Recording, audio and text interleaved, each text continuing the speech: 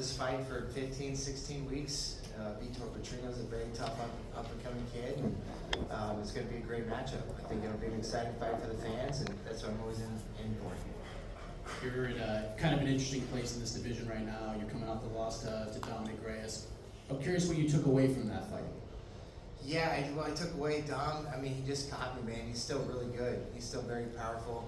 He's still really explosive, and it was one of those fights where I thought I was going to get him before he got me, and I just went in for the kill, and he got me with a perfect left hand that can knock out anybody in the division. So, I still believe that I'm one of the best, and I'm right up there in the division. I just got to get a couple big wins and put me right back in the mix. You've been through so much in the combat sports world. You've seen the ups, the downs, the highs, and the lows.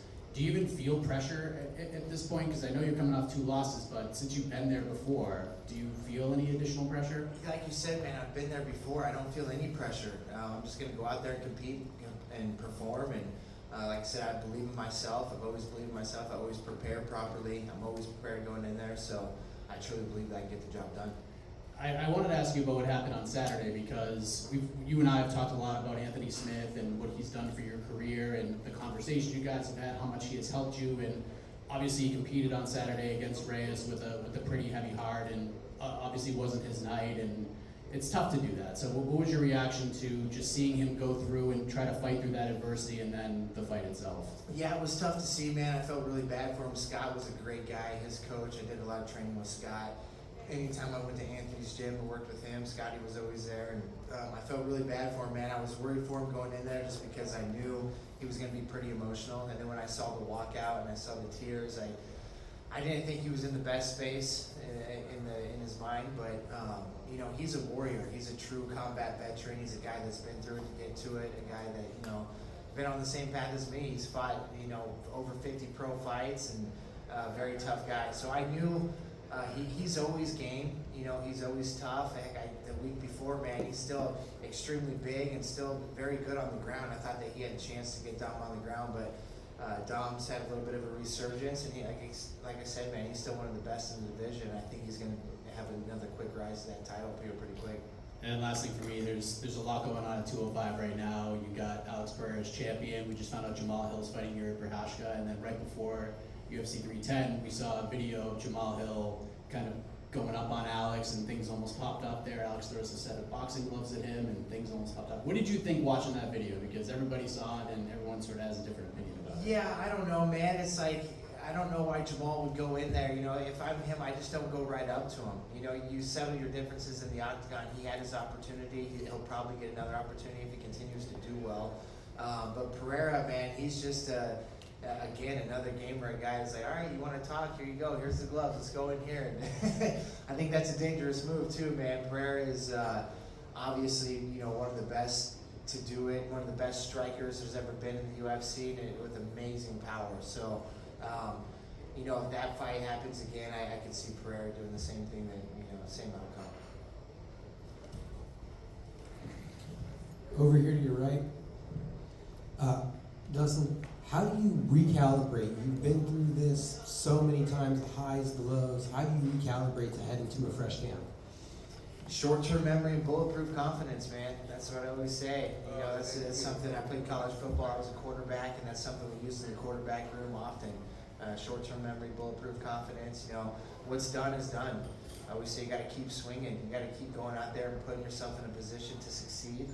And that's what I do time and time again, man. And like I said earlier, I'm always prepared. And as long as I'm prepared, I expect to win. How much different is the approach when you go from a Dominic Reyes, a guy that has a lot of high-level experience, to a guy like Petrino, who's on the rise and still kind of learning? Well, it's still a dangerous fight. He is an up-and-comer. He's young. He's hungry. But I do feel that he is a little inexperienced.